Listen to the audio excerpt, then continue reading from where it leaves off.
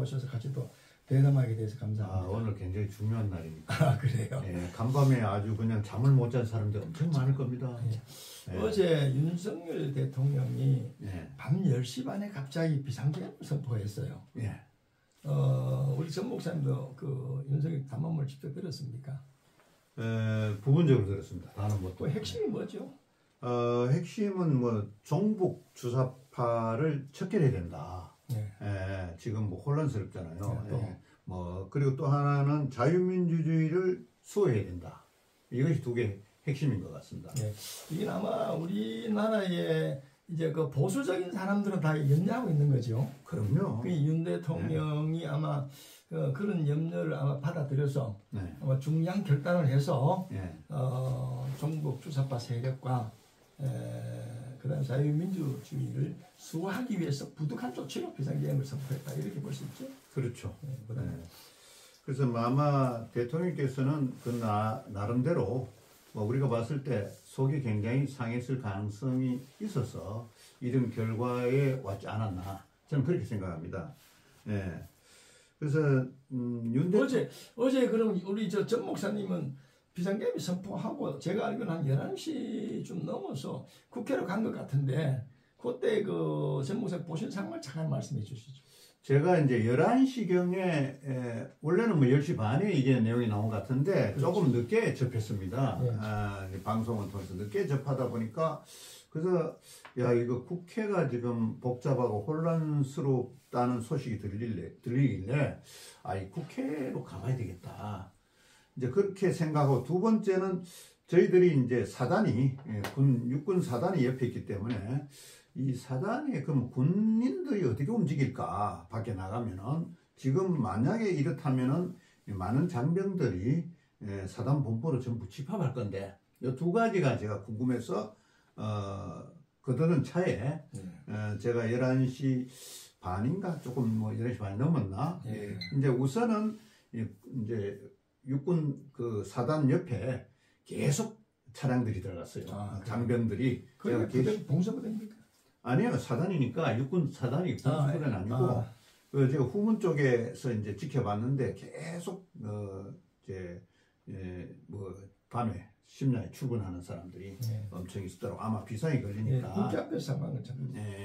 그래서 이제 국회는 그 뒤로 거기서 뭐 그걸 보다가 군부대 상황을 보다가 국회로 가니까 진입하기가 굉장히 어려웠어요. 그 파천교라고 다리가 있는데 이제 거기서는 전부 경찰이 바리케이트를 전면에서 국회 쪽으로 치고 있기 때문에 저는 우회전해서 KBS 안으로 가서 길 가에는 주차하기가 정말 어렵고 마침 뭐 KBS 안에 주차장이 널널해서 거기를 차 세우고 국회 정현관 앞으로 이제 진입하니까 도착하니까 이미 제가 봤을 때는 이게 민노총이다. 제 판단에는 민노총이고 산하 노조들의 그 깃발들이 뭐 한 10몇 개가 지금 진을 치고 있더라고요. 이게 노조 그룹들을 중심으로 지금 전부 모여갖고 구호를 외치고 있네. 그러면서 한쪽에서는 또 뭐 상대방 대표를 비방하는 또 목소리가 들리기도 하고 그 목소리보다는 이제 대통령을 향하는 목소리가 조금 더 많이 나오죠. 왜냐하면은 민노총 그룹들이 와 있었기 때문에. 그래서 주위에 저는 양쪽에 남북으로 바리케이드 쳤기 때문에 국회 정문 앞에 다 막아놨기 때문에 왼편 들어오는 차들은 차선 다 막았기 때문에 굉장히 사람이 복잡할 줄 알았어요. 근데 막상 가보니까 사람이 그렇게 많지가 않았어요. 이쪽에 광장 쪽으로, 여의도 광장 쪽으로는 탁 오픈돼가 차도 댈 수 있고 사람도 널널했어요. 굉장히 많은 사람이 왔다는 생각이 안 들어요. 그러나 핵심들, 노동자 핵심들이 중심이 돼서 뭐 과음 지르는 소리는 제가 청취를 했습니다. 그럼 윤석열 대통령이 어제 계엄을 밤 10시 반에 경기 선포를 했어요. 그래서부터 이제 오늘 새벽에 이제 0시 40분에 2시간 37분 만에 국회에서 계엄 해제 결의를 했습니다. 계엄 그까지 제가 한번 그 경화를 말씀 한번 드려볼게요. 10시 반에 계엄이 선포되어 가지고 사람들 다 당황했죠. 했죠. 그런데 이제 국회에서 또 긴박하게 또 국회의원들이 움직이더라고요. 움직여가지고 특별히 그 야당은 뭐 거의 다 국회를 집합한 것 같아요. 갑자기 소집했는데. 그리고 어제 190명이 포결에 참여했다는데 190명이 다 찬성을 했어요. 그런데 그 가운데 그 민주당이 172명, 그리고 국민의힘이 한동훈 계열, 친한 계열이 18명이 참석했답니다. 그래가지고 거기서 계엄 해제 무효, 계엄 해제 결의를 했답니다.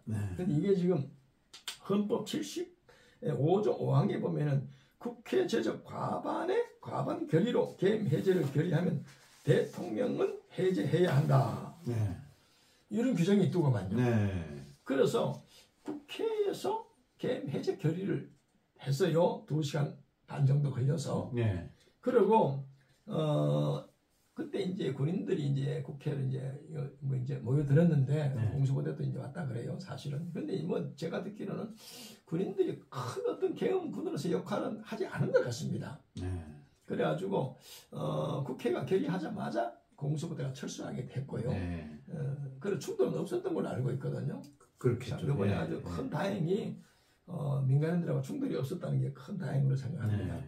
그래서 새벽 4시 반에 그렇게 계엄을 선포하고 6시간 만에 해제를 했습니다. 윤석열 대통령이 국회가 계엄 해제 결의를 했기 때문에 법에 의해서 그 해제를 받아들였어요. 그런데 어떻게 생각하면 윤석열 대통령이 뚝심으로 그 국회가 결의한 걸 안 받아들이고 왜냐하면 국회가 모이기 전에 그 포고령을 발동했거든요. 10시 반에 포고령 발동하면 모든 집회를 할 수 없습니다. 그렇죠. 그래서 일부 측에서는 집회를 할 수 없는 포고령을 발표했는데 국회에서 모여서 이런 결의를 할 수 있느냐 이 말까지 있었어요. 만약에 그래서 윤석열 대통령이 뚝심으로 밀어붙였다면은 아마 큰 충돌이 일어났을 거예요. 그렇죠. 그 점은 윤석열 대통령이 다행히 민주주의 국가에서 그걸 받아들였다는 데에서는 굉장히 감사하게 생각합니다. 그리고 그러면 윤석열 대통령이 왜 뜬금없는 비상계엄을 선포했을까? 그것도 제가 한번 살펴봤어요. 그런데 지금 제가 보니까 이제 그 현재 우리 그 정치 그 상황을 한번 살펴보겠습니다. 보니까 야당 이석이 한 190석 되잖아요. 그렇죠. 192석. 그러면 여당은 뭐 110석 되고요. 이래 되니까 야당이 과반이 훨씬 넘어버렸어요. 그렇죠. 그러면 뭐 3분의 2가 될 정도가 됐잖아요. 그러니까 대통령이 할 수 있는 일이 없습니다. 그렇죠. 그리고 연이어 검사들 탄핵을 시키고 사법부를 부정하는 듯한 자기들에게 유리한 결정이 나오면 받아들이고 또 불리하게 나오면 사법부에 대해서 막 탄핵 운운하면서 나오니까 야 이게 참 정치적으로 굉장히 불안하다 하는 그런 생각이 들었고요. 그 대통령이 할 수 있는 일이 없다. 두 번째는 국민의힘 한당원 대표하고 이 손발을 다 맞추게 되는데 굉장히 엇박자가 나기 시작했습니다. 얼마 전부터. 그렇죠. 그게 윤석열 대통령하고 한동훈 대표하고 이 엇박자가 자꾸 일어나니까 뭐 최근에 뭐 댓글 문제도 있었잖아요. 그렇죠. 이래가지고 거기서 윤석열 대통령은 이 국민의힘 자기 여당에서 나를 도와주지 않는다. 아마 여기에 대한 그 불안이 또 있었지 않느냐.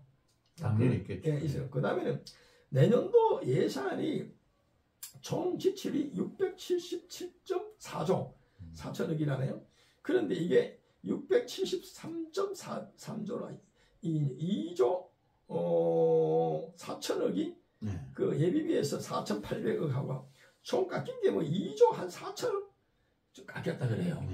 그래서 쭉 보니까 뭐 대통령 특활비가 82억에서 이제 그 제로가 됐고 검찰 특경비 검찰비가 또 580억이나 제로가 됐고 감사 특경비하고 원 특활비가 80억인데 이것도 제로. 검찰 특경비하고 특활비가 치안활동비 이런 것들이 32억원에 땡이 됐고요.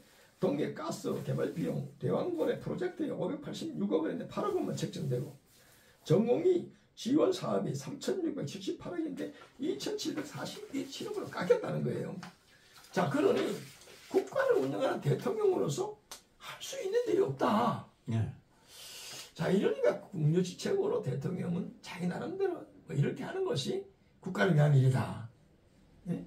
전부 이게 뭐 이 현재 정치가 종북주사파 그들의 영향이 크지 않느냐 이렇게 해서 아마 세파나 좀 살라고 한 것 같습니다. 예.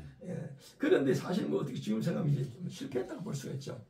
개헌이 실패했다고 볼 수 있죠. 철회했으니까 실패한 거죠. 예, 실패한데 물론 교훈은 있겠습니다만은. 그런데 그 실패한 것에 대해서 그것도 좀 분석을 한번 해보면은 제가 분석했더니 전반적으로 개헌 준비가 부족했다. 왜냐하면 개헌을 하려면은 사실은 그 국회부터 에워싸야 되거든요. 국회를 에워싸고 그 다음에 뭐 국회의장이나 야당 대표나 여당 대표나 뭐 이런 사람들 다 강금을 시켜야 되는 거예요. 그렇잖아요. 그리고 군대를 풀어가지고 그 군대하고 치안하고 경찰하고 손발을 딱 갖다 쥐고 움직여야 되는데 어제 상황을 봤을 때는 전부 엇박자가 난 거예요. 그렇잖아요. 또 내가 듣기로는 뭐 국무회의를 했다 그래요. 국무회의를 해가지고 이 개헌을 선포를 하는데 제가 알기로는 국무위원들이 거의 다 반대를 했답니다. 그런데도 윤석열 대통령이 강행을 했다 하는 그런 말이 들려요. 그래서 이 앞으로 윤석열 대통령이 상당한 그 어려움을 처하게 됐습니다. 뭐 야당에 벌써 대통령 사임해라. 그럼 오늘 뭐 얘기 들으니까 뭐 190명이 탄핵을 발의하는 그 안을 냈답니다. 그게 상정했다 그래요. 그래서 내일 모레 새벽에 1시쯤 돼가지고 포기한답니다.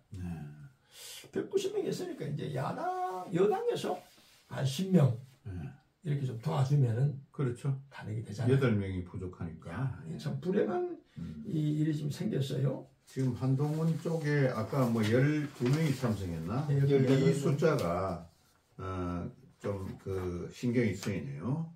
18명이 참석한 인원 숫자가 아무래도 그쪽으로 표가 갈 가능성이 있을 수 있겠다.